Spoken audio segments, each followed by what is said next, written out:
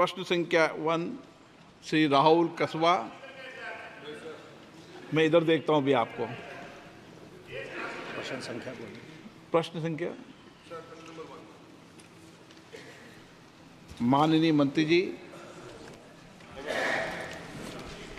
उत्तर सभा पटल से। माननीय सदस्य।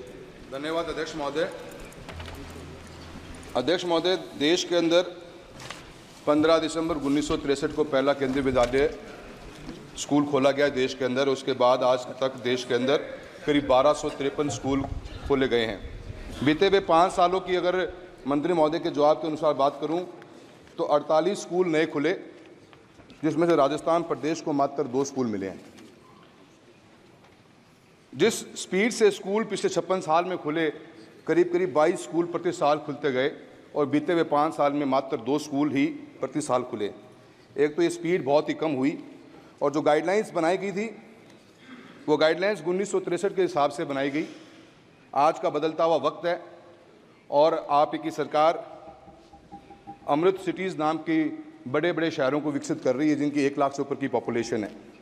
सर, मैं आपके मार्फत से मंत्री महोदय जानना चाहता हूं कि क्या सरकार अपनी नीति में परिवर्तन लाएगी और ला के ऐसे स्कूल्स जो 1 लाख से ऊपर की आबादी के स्कूल्स हैं, जो सिटीज़ हैं, जैसे मेरा यही लोकसभा क्षेत्र का सुजानगढ़ शहर है जिसकी 1 लाख से ऊपर की पॉपुलेशन है, क्या आप अपने नीति में परिवर्तन लाने के बाद में क्या इन ऐसे शहरों में स्कूल खोलने का कोई प्रावधान रखते हो?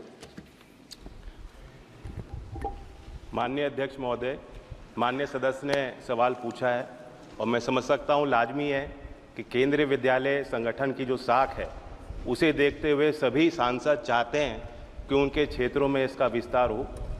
पूरे देश में 1253 केंद्रीय विद्यालय खुले हैं और 6 साल के दशक में चाहे एकेडमिक परफॉर्मेंस हो, किसी भी मानक को आप देखेंगे तो दूसरी संस्थाओं को सरपास कर रहा है। राजस्थान के संबंध में माननीय सदस्य ने सवाल पूछा है और सुजानगढ़ के संबंध में मुख्य सवाल में उन्होंने पूछा।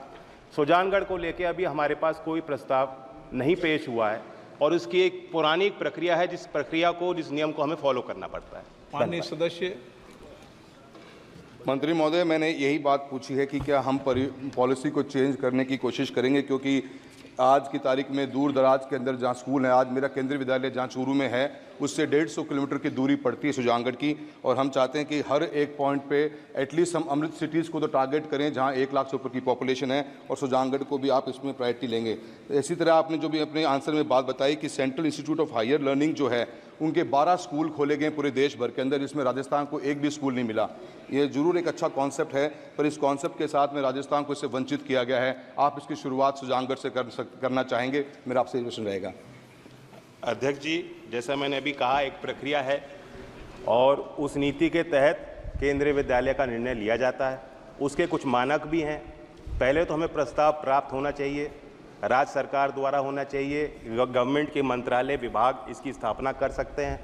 साथ साथ प्रोजेक्ट मोड में भी केंद्रीय विद्यालयों का निर्माण होता है। जो 12 केंद्रीय विद्यालय का जिक्र माननीय सदस्य कर रहे हैं वो प्रोजेक्ट मोड में भी हुए हैं। राजस्थान हमारी सरकार की प्राथमिकता रही है और आगे भी केंद्रीय विद्यालय संगठन की तरफ से वहाँ जो हमारी संस्थाएं हैं उनकी देखरेख को लेकर, उनके व्यवस्थाओं को लेकर हम निरंतर काम करते हैं। हमारी नीति में जो मुख्य प्रावधान है कि किस हिसाब से केंद्रीय विद्यालय स्थापित होगा, पहले तो प्रस्ताव आना चाहिए, जमीन आवंटित होनी चाहिए और टेम्परेरी अकोमोडेशन की सुविधा भी होनी चाहिए। उसके बाद ही हम आगे बढ़ सकते हैं। और केंद्रीय कर्मचारी भी होना चाहिए। जी।